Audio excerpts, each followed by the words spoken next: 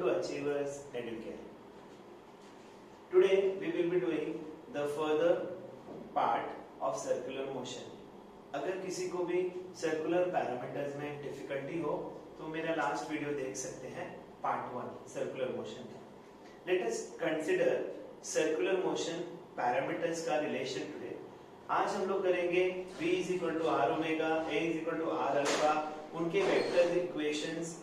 आज हम लोग सेंट्रीपिटल फोर्स और सेंट्रीफ्यूगल फोर्स के बारे में जानेंगे और यूनिफॉर्म सर्कुलर मोशन। अगर समय बचा तो बैंकिंग ऑफ रोड्स भी कर पाएंगे। Let us start. आज हम लोग क्या करने वाले हैं फ्रेंड्स? रिलेशन। तो let us start with relation. सबसे पहले हम लोग कंसीडर करते हैं ये सर्कुलर पाथ। इस सर्कुलर पाथ में if the particle is moving from point A to point B, आप देखिएगा this is the radius, okay? और अगर आप ध्यान से देखें there is an angle theta considered here। अगर मैं इसको d theta या delta theta लेता हूं और ये linear displacement ds और delta s I should take, तो 11th standard में we have done s is equal to r theta, correct? तो यही फॉर्मूला मैं भी अप्लाई करूंगा। Delta S is equal to R delta theta. मुझे लिमिट्स लेना पड़ेगा, फिर डेरिवेटिव्स आएंगे। डेल्टा टी से अगर डिवाइड करता हूं मैं और limit delta T tending to 0 लेता हूं, तो आप देखिएगा दोनों साइड अगर limit delta T tending to 0 लिया, दिस बिकम्स डेरिवेटिव। ये फॉर्मूला है डेरिवेटिव का। तो ds by dt is equal to r d theta by dt लिख सकता हूं मैं। What is ds by dt, friends? Rate of change of displacement. We call it as velocity. And what is rate of change of angular displacement? Angular velocity. देखिए friends, v is equal to r omega आ गया। This is your magnitude of linear velocity in terms of omega. r connecting factor है, radius। अगर हम इसका vector equation लिखना चाहें तो it becomes are bar cross omega बार। ये ए बार क्रॉस बी बार की पद्धति ली मैंने। अगर आप देखेंगे अच्छे से, okay, this is R, this is V and this is omega. So A bar cross B bar क्या बोलता है? ए बार क्रॉस बी बार क्या होता है? Perpendicular to A bar and B bar. तो V bar becomes R bar cross omega bar। हम इसको equation को आगे ले जाते हैं और इसका डेरिवेटिव लेते हैं वापस। अगर हम इसका डेरिवेटिव लेते हैं तो what we get is friends dv by dt। dv by dt क्या है? Rate of change of linear velocity, that is acceleration. And what is rate of change of angular velocity? Angular acceleration. So we have got one more relation if you see properly. Again, the vectors are in the same direction, omega हो या alpha हो। So a bar becomes r bar cross alpha bar. तो आपको ये तीनों relations अच्छे से आना चाहिए। एक और चीज बताना चाहूंगा friends, whenever a particle is moving in a circular path, ध्यान से देखिएगा, अगर मैंने कोई भी स्ट्रिंग ली और गोल गोल घुमाया एक stone, I tie a stone on a string and I whirl, and if the string breaks, the stone goes in a tangential path। अगर वो tangential path में जा रहा है तो एक फोर्स तो ऐसा हुआ, इसको हम tangential फोर्स बोलते हैं, और एक फोर्स अंदर की साइड होगा, क्योंकि सर्कल कैसे बनेगा? अगर लाइन को सेंटर की तरफ खींचते जाएंगे तो सर्कल बनेगा। We will prove this when we do centripetal force। So दो फोर्स एग्जिस्ट करते हैं जब भी पार्टिकल सर्कुलर पाथ में मूव करता है। One is tangential force, one is circular force। Is it okay? Let us go ahead on the next part। We will see now what is periodic time, what is frequency of a circular particle। सबसे पहले uniform circular motion ले लेते हैं। Uniform का मतलब क्या होता है? Constant, same. क्या कांस्टेंट है इस यूनिफॉर्म सर्कुलर मोशन में? When we talk about the hands of the clock moving round and round, आपने नोटिस किया होगा 1 घंटा मींस 1 घंटा ही होता है। क्या कांस्टेंट हुआ? The speed is constant. In uniform circular motion the speed factor में, मैं स्पेसिफाई कर रहा हूं, स्ट्रेस कर रहा हूं स्पीड के ऊपर, वेलोसिटी के बारे में नहीं, क्योंकि स्पीड कांस्टेंट है। वेलोसिटी के 2 पार्ट होते हैं, एक होता है मैग्नीट्यूड और एक होता है डायरेक्शन। दोनों भी कांस्टेंट होंगे तो वेलोसिटी कांस्टेंट बोली जाती है। बराबर है friends? Let us see here, अगर मैंने ये पार्टिकल यहां पर था तो वेलोसिटी का डायरेक्शन ये था, ये पार्टिकल यहां आया, वेलोसिटी का डायरेक्शन ये हुआ, ये पार्टिकल यहां आया, वेलोसिटी का डायरेक्शन ये हुआ, ये पार्टिकल यहां आया, वेलोसिटी, आप देख सकते हैं फ्रेंड्स, स्पीड फैक्टर कांस्टेंट है लेकिन वेलोसिटी का डायरेक्शन चेंज हो रहा है। इफ वेलोसिटी चेंजेस मतलब एक्सेलरेशन इज प्रोड्यूस्ड। एक्सेलरेशन आया कि नहीं आया ना? तो यूनिफॉर्म सर्कुलर मोशन में स्पीड कांस्टेंट हुई friends. If linear speed is constant, velocity change हो रही है। क्यों? डायरेक्शन चेंज हो रहा है फ्रेंड्स। अगर डायरेक्शन चेंज हो रहा है, वेलोसिटी चेंज हो रही है, तो एक्सेलरेशन है। यही अगर मैंने सर्कुलर पैरामीटर्स पे देखा तो देखिए, at any point omega is always perpendicular to the plane, वो चेंज नहीं हो रहा है। तो अगर मैंने ओमेगा के बारे में कहा तो स्पीड कांस्टेंट है, डायरेक्शन कांस्टेंट है, इसलिए अल्फा 0 होता है यूनिफॉर्म सर्कुलर मोशन में। यूनिफॉर्म सर्कुलर मोशन के एग्जांपल मैंने आपको दिया, एक तो क्लॉक का, राइट? आपने अर्थ के बारे में जाना है, what is earth? It moves, no? What is constant? सोचिएगा। एनीवेज, हम आगे बढ़ते हैं यूनिफॉर्म सर्कुलर मोशन में। आपने देखा एक्सेलरेशन एग्जिस्ट करता है। अगर एक्सेलरेशन एग्जिस्ट करता है तो उसकी वैल्यू क्या हुई? उसकी वैल्यू देखते हैं। एक्सेलरेशन की वैल्यू क्या हुई? इस एक्सेलरेशन को क्या कहा जाता है? उसके पहले थोड़ा सा पीरियोडिक टाइम और फ्रीक्वेंसी जान लेते हैं। व्हाट इज टाइम पीरियड या पीरियोडिक टाइम? टाइम क्या होता है फ्रेंड्स? Distance upon speed. तो डिस्टेंस लेते हैं, स्पीड लेते हैं। Please tell me, if I talk about a circular path, यहां से यहां तक का कितना डिस्टेंस होता है? मेरे हिसाब से 2 पाई r होता है। What is the speed? v was r omega. अभी 5 मिनट पहले हमने किया था, तो हम v को r ओमेगा डालेंगे तो क्या आया friends? Periodic time 2 pi upon omega, या omega is 2 pi upon t।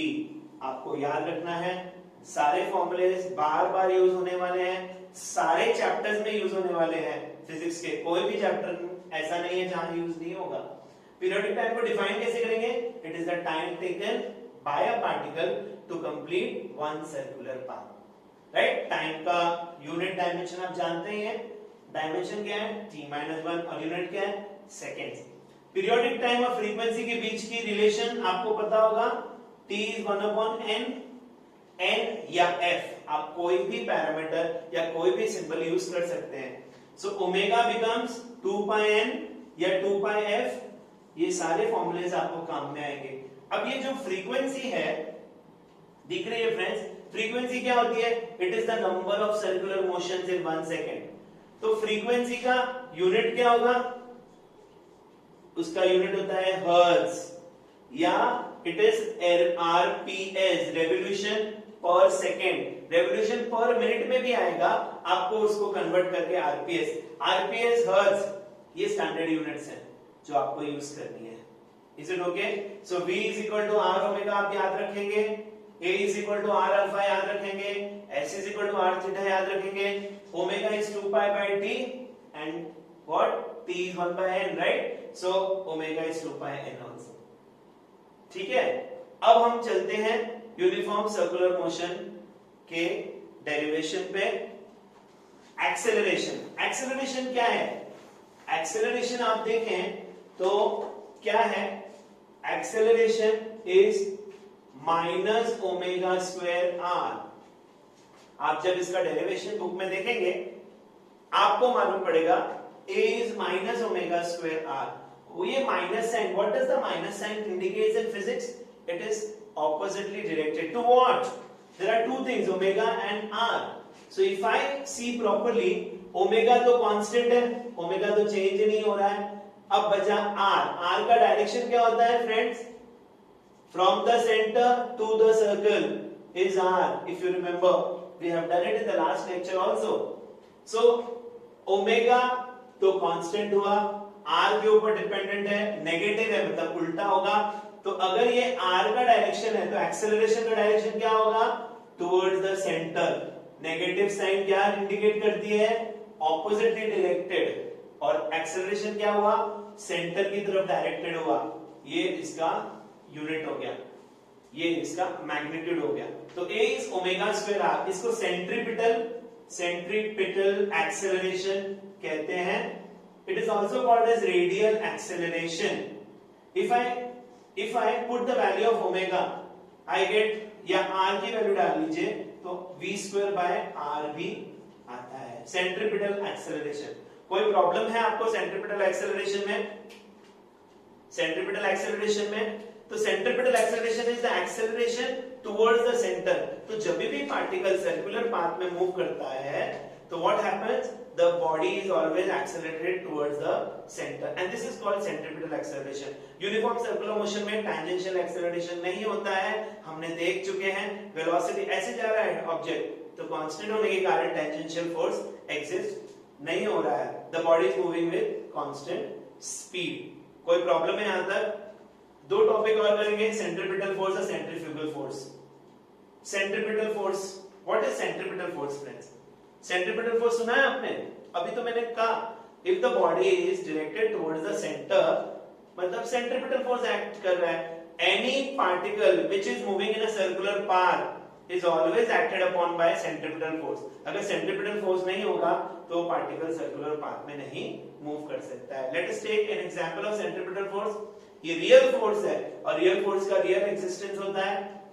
If I consider a stone tied to a string and whirled around, the tension in the string provides the necessary CPF. If I consider a car moving along a circular path or curved road, the friction between the roads and the tire provide the necessary CPF. If you remember, the electrons were moving along a circular orbit, and what provides the necessary CPF? Yes friends, the electrostatic force of attraction. तो कोई भी circular path में centripetal force exist होगा ही। तो centripetal force क्या होता है? ma, फादर इज इक्वल टू मां। तो व्हाट इज फोर्स? ma तो अभी फाइंड किया फ्रेंड्स आपने, ओमेगा स्क्वायर r, या फिर F is mv square by r। ये सेंट्रीपिटल फोर्स हुआ। Force will always be in Newton irrespective of its kind. अगर इसी सेंट्रीपिटल फोर्स को मैं सर्कुलर पाथ में मूव करवा रहा हूं ऑब्जेक्ट, तो क्या प्रोवाइड कर रहा है? फ्रिक्शन सेंट्रीपिटल फोर्स प्रोवाइड कर रहा है। तो अगर मैं आपको पूछूं फ्रिक्शनल फोर्स का फॉर्मूला क्या है, आप सब जानते हैं। What is that? Mu M G. You remember no? Mu N. So this will provide the necessary CPF. So can't I say mv square by r is mu mg? So m cancels and v becomes root of mu rg. इसको safe speed बोलते हैं जिससे vehicle circular path में move करता है। It is called maximum safe speed with which the particle is moving along the circular path. Is it okay? Any problem till this point? अगर centripetal force के बारे में आपने पढ़ा है तो सेंट्रीफ्यूगल फोर्स के बारे में भी आपने पढ़ा है। Just consider when you are moving in a circular path in a car along with your friends and the car suddenly takes a turn. What happens? You fall in his lap or he falls on your lap. What is the problem? Any problem with you? Any problem with the car? No. The problem is with the pseudo force, because when you are moving in a car accelerated, you are in a non inertial frame of reference. आपने ये frame of reference last year किया हुआ है। जब भी non inertial frame of reference में आप move कर रहे हैं, Newton says a pseudo force exist. Newton explains this force by means of a pseudo force. Pseudo means झूठा, क्योंकि वही पाथ को आप अगर वॉकिंग में ट्रेस कर रहे हैं तो कोई फोर्स एग्जिस्ट नहीं करता है. So hence it is called a pseudo force. Magnitude उस फोर्स का उतना ही है जितना CPF है. इफ यू से मैग्नीट्यूड ऑफ सेंट्रीफ्यूगल फोर्स का मैग्नीट्यूड कितना होगा? वही होगा mv² by r. दिख रहा है आपको? m omega square r. लेकिन फ्रेंड बहुत ध्यान देने की बात है कि ये एक्शन रिएक्शन पेयर नहीं बनते हैं. एक्शन रिएक्शन पेयर नहीं बनने की वजह से कभी भी ये फोर्सेस कैंसिल नहीं होते हैं. सेंट्रीफ्यूगल फोर्स आपने देखा होगा, it is always opposite to the motion, away from the centre. आप इमेजिन करिए, अवे है कि नहीं? आप जब कार में मूव कर रहे हैं और कार ऐसे जा रही है तो आप away from the centre fall of करते हैं. मेरी गो राउंड में भी आप बैठे होंगे वो टिक टिक घोड़े के ऊपर, एंड द घोड़ा moves away, right? So you have to catch it. और ये सबसे अच्छा फोर्स है, इसीलिए जब मैरी गो राउंड में आप मूव करते हैं आप गिरते नहीं हैं. क्यों? क्योंकि सेंट्रीफ्यूगल फोर्स आपको अवे फ्रॉम द सेंटर ले जाता है. एंड you don't think खाली आपका बेल्ट आपको हेल्प कर रहा है. It is the centrifugal force which is helping you, right? The examples of centrifugal force, please. बहुत applications हैं. One is your centrifugation technique. Centrifugation technique क्या है? Have you seen the blood test वाला machine? It goes round and round. It separates the heavy particles and the lighter particles. आपकी washing machine का भी वही principal है. कैसे? जब ड्रायर सेक्शन में क्या मूव कर रहे हैं? ड्रम सर्कुलर पाथ में मूव करता है. आप नोट करना, तो पानी और कपड़े सेपरेट हो रहे हैं. मक्खन निकाली है मम्मी कभी? मक्खन निकालती है. Have you seen? Goal goal goal goal, the मक्खन separates. Have you seen all this? Bucket, ये तो हम बचपन में किए हुए हैं. आप लोग तो मोबाइल वाले हैं, तो बचपन में क्या करते हैं? बकेट में पानी लिया और गोल गोल घुमाया, पानी गिरता नहीं है. Just take a bucket, the पानी spills out. But then it doesn't spill when you move in a circular path. Why? The water gets CFF towards the what? The walls of the container, and the water does not spill. ये centrifugal force के बहुत सारे examples हैं. Is it okay? Please remember centrifugal and centripetal force. They are both opposite. Last एक statement बताता हूँ आपको, बहुत important, जो जेईई नीट वगैरह में काफी बार आता है. बहुत सारे लोग बहुत कुछ करते हैं, कुछ करने की जरूरत नहीं है. Whenever a body is moving in a circular path, the work done by a force is zero. क्यों zero? आप देखो ना, फोर्स क्या है यहाँ पर, डिस्प्लेसमेंट क्या है यहाँ पर, force is perpendicular to displacement, and work done is always zero. Will you remember all this? दोस्तों, please subscribe our channel, like and share if you have understood everything. Thank you so much.